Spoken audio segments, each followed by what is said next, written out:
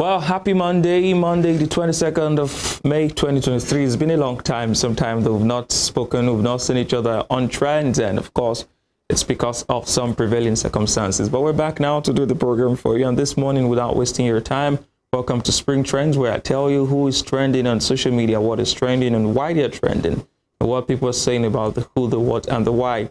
My name is Emmanuel Ujadegele, EM Ujadegele on Twitter. And you can follow this program and, of course, the station on all our social media handles showing right there on your screen. This morning, we begin with the Presidential Election Petition Tribunal that will resume sitting this morning, and they will be ruling on the request by parties to have the sittings, the proceedings broadcast live, across the nation. But before that, something happened over the weekend, and I'll show you just a video of, if you've not been following the proceedings, to show you a video of how it's been in court. But most importantly, this advisory that was put on the door, on the entrance of the venue.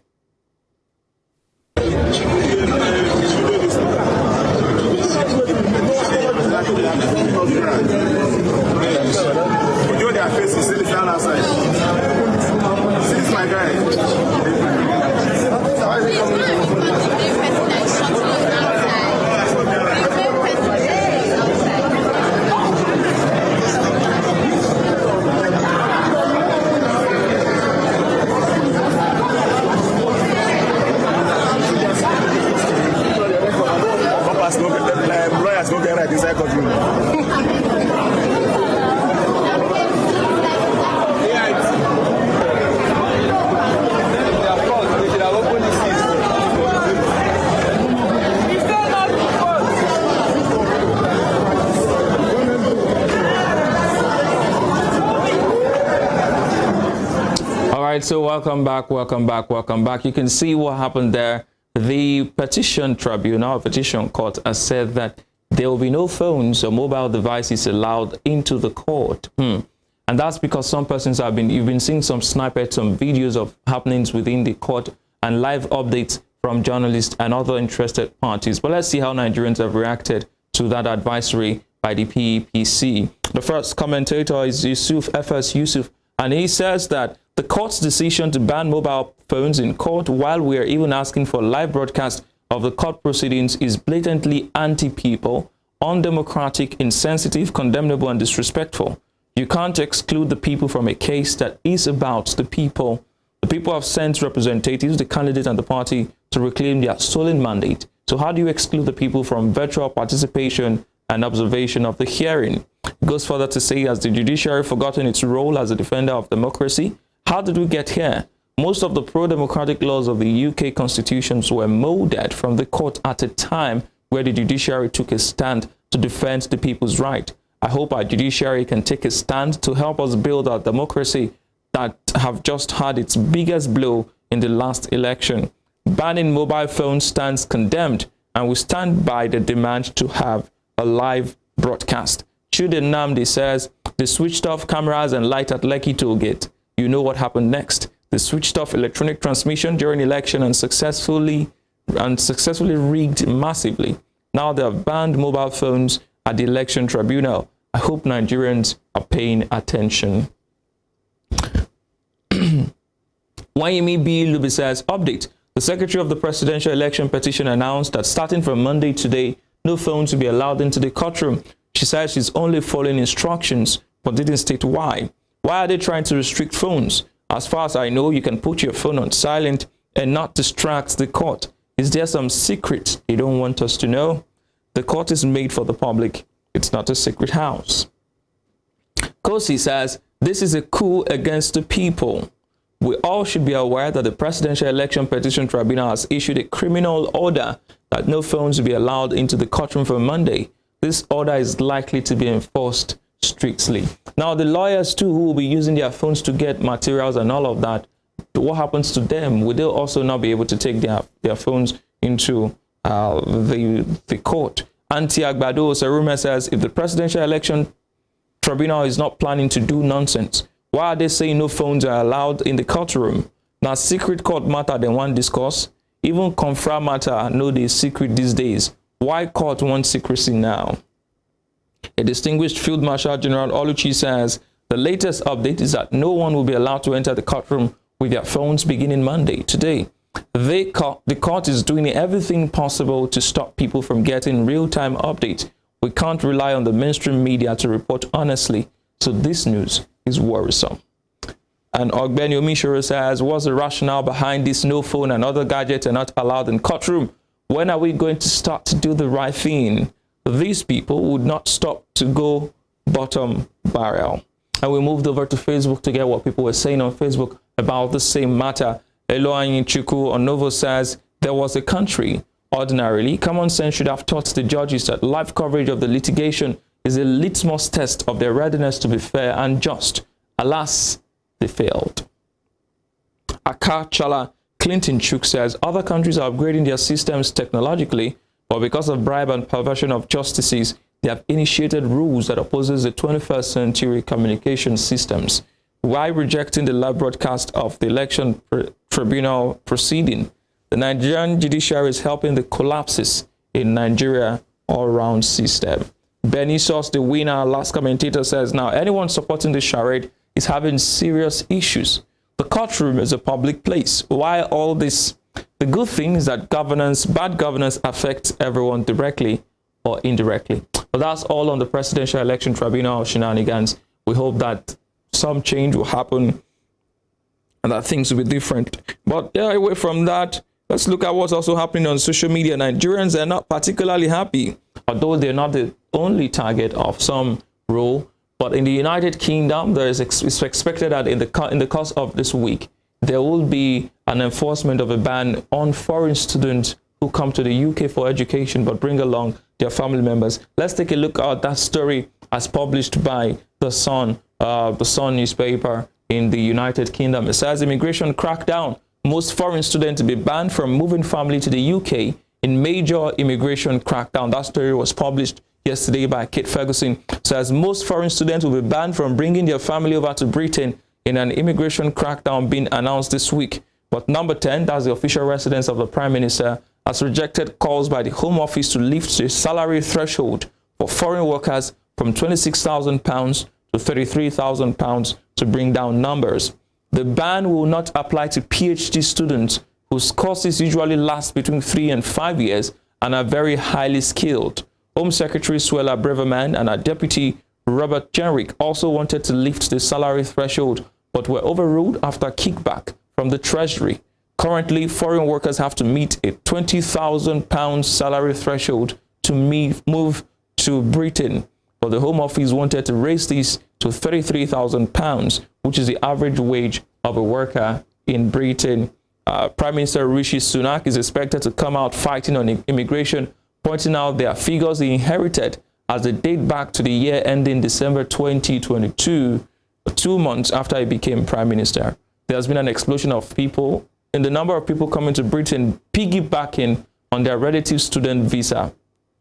Students brought 135,788 family members to Britain last year, 9 times more than in 2019.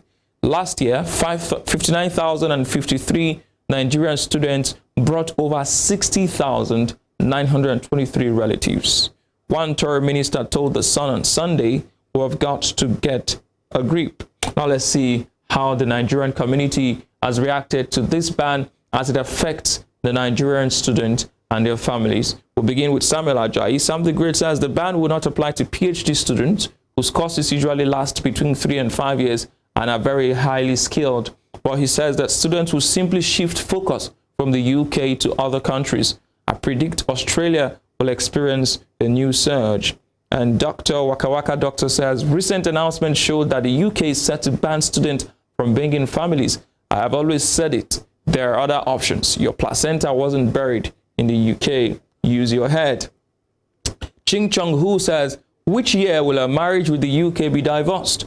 Without the colonialism baggage, we can easily face front and know what we are doing. After more than 100 years, I thought a colonialist would be sad their colony is not doing well at all and do all they can to help. Well, they don't owe you anything. They've colonized you, giving you independence. You should do better by yourself. Eddie says, the problem, I believe, is the number of kids in the system who enjoy everything for free. I know of someone that left to the UK with 4 kids. That's free education and healthcare. Una want collapse their system? Good question. Benga Omonile says, the best will be to do MSc in Nigeria, then apply for fully funded PhD. Hokage says, other countries' visas aren't easy to get. Canada is very hard. Likewise, Australia. Germany takes a year to even get an appointment. Talk less of visa. And Emeka Oriekezie says, Nigerians may prefer the option of completing their master's degree in Nigeria and then proceeding to the UK with their families for their PhD studies. Lord of Nigeria says, they will certainly reverse the ridiculous ban after a few years. Foreign students will only shift destination and nothing to lose. The UK, on the other hand, has everything to lose. The ND says, how about dependents who are already processed to travel into the UK next month? Does this imminent news affect them? And Dr. Dikwa Ojide says, the policy might be implemented next academic year on January 2024. I'm not certain about the timelines. The Emir of Oton Ayugbaju says, people will always travel. It has been like that since time immemorial. They are not necessarily leaving because the country of birth is bad. People always look for better opportunities elsewhere, even if their country is good. Well, away from that, lastly, very quickly, we move over to the sporting world, where yesterday Manchester United were given the trophy. The Manchester City, did I say Manchester United? Well, Lekan Akindoji, your charm will not work on me this morning. But Manchester City were given the title. They took the title yesterday. They won the title yesterday. The trophy was handed over to them. But they won the trophy on Saturday after Arsenal lost to Nottingham Forest. You get to see more of that and all the videos and celebration with Joseph Atewe and Nengi Ernest Ademola later on the sports show. But I'm just going to show you some pictures and all the reactions. So let's look at the lead of that story for you. We'll take a picture here to see champions, Premier League, Arsenal bottle, Manchester City claim title, Premier League 2023, Manchester City, beautiful, beautiful winning there. Let's look at the next picture of them lifting the trophy. Club captain Kevin Ike Gundogan there lifting the trophy. You see the players celebrating there. And of course, you see them. The next one there says 3 in a row. Manchester City have won it 3 times, 2020, 2021, 2021, 2022, 2022, 2023. Let's see what happens 2023, 2024. But let's look at some reactions to that story now. The Premier League reacted by saying on Facebook, your 2022-2023 Premier League champions. Congratulations, Manchester City. ESPN UK says, is this Manchester City the greatest side in Premier League history? Looking at the fact that they won it in 2020, 2021, 2021, 2022, 2022, 2023. And Manchester City tweeted, what a moment for Rico. Rico Lewis is an 18-year-old player and the Manchester City squad who won the league yesterday, got a medal and got to carry the trophy and kiss it. Very good one for the youngster there. I'm sure it's a bright start for his career. And the Premier League on Twitter has changed its handle, its header rather, with a picture of the champions there, Manchester City. See their happy faces. I can't imagine what's going on through Joseph Atewe's mind now. But, you know, you just have to try again next year. And Source says, so proud of this club. They've produced some amazing football in the past couple of years, and it's only going to continue. Manchester City are champions of England. Yet again, you can see the fans pouring onto the field yesterday after that win over Chelsea. Ebo Duri King says, we are the champions of England. Manchester City since 2012 season. I started supporting. I remain a blue. Next season we'll go again. Pep Guardiola is still the GOAT of coaching. And on Facebook, Shamin Sokiat says, I think Manchester City will win the treble, including the FA Cup and Champions League. And the first phase is completed. Many, many congratulations to my love Manchester City. Best of luck for upcoming FA Cup and the most valuable Champions League. Jacob Sudan says, each time I remember Arsenal will be among the English clubs in UCL next season, I feel ashamed and embarrassed. Congratulations to us. We are 1894. Giftwise Ekunife says, we're being phenomenal this season. So proud of the guys. And of course, kudos to outstanding manager in Pep. So guys, we have 1 down, 2 more trophies to go, and we have a treble at hand. Footy Fantasy says, Manchester City are the champions of England. In all honesty, it seems like a dream that Arsenal's league chances slipped away from them. Congratulations to Manchester City. We're still wondering, where did it go wrong for Arsenal? Well, how did it go wrong for them? Maybe Joseph Otewe and Nengi and Esther Ademola on the sports show will tell us what went wrong for Arsenal. So stay tuned to their program to get more gist on the Premier League and other leagues and other sporting activities. My name is Emmanuel Ujadigile, EM Ujadigile on Twitter. Follow us on all our social media handles showing on your screen. I'll leave you with this video of a young man who graduated in the United States, and he having made his father and mother and his family proud, he got a very beautiful, beautiful present. This is to show to you that whatever you're doing, people are watching, and someday your excellence, your talent will be rewarded by maybe the people around you, maybe the people outside of you, but one day the rewards of your actions will come for you. Did I tell you me and mama got you? Did I tell you me and mama got you? Don't ever not think I ain't got you. Don't ever think I ain't got you, man. You been blessing me all your life. Don't ever think I ain't got you, bro. You been a blessing to me and mama all your life.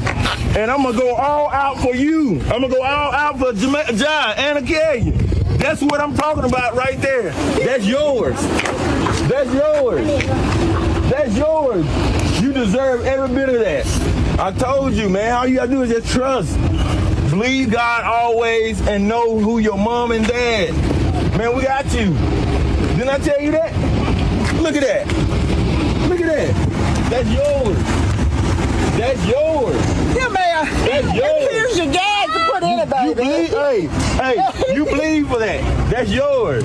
And here's your gas to put Hey, in it, baby. that's yours. That's you, bro. Huh? The last business trip I took. Hey, the last business trip I took. Where did I go?